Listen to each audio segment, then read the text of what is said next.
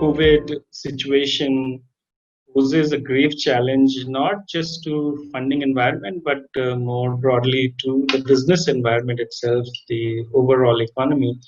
And there are a lot of businesses which are under stress, established businesses, and even among the startup, ecosystem, I've heard, as many as up to 40% of startups have ceased operations. So it's a very, very difficult time.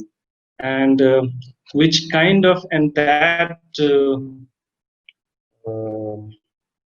problem or that pain kind of translates through the value chain and is sensed by investors as well. So, in fact, there are not many investors right now who are actively looking to invest, and they actually want to wait and watch and figure out uh, where things will settle down, and then probably think of their strategy of investments in a post-COVID scenario. And but on the other hand, there has been some amount of good news. There are a lot of deals that have been happening, and you almost every week you hear about some start financed.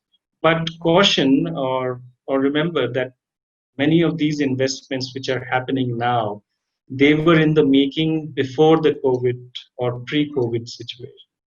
So it's not that these investors are actually actively trying to invest during COVID, but those deals had kind of materialized beforehand, and they're just being finalized and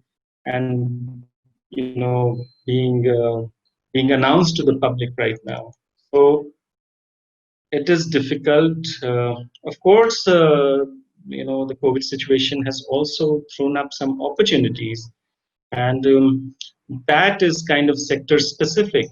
Like you must have seen the data. So agri is not much affected by the COVID whole pandemic situation. In fact, that's the only sector that has grown in India, where the rest of the economy went down by a quarter of 25%. So then other businesses, health tech, edu tech, they have seen a lot of impetus because suddenly people are trying to imagine a world where you may not have to have face-to-face meeting for some of these interactions and transactions, and so it's kind of accelerated the tech revolution in some sense.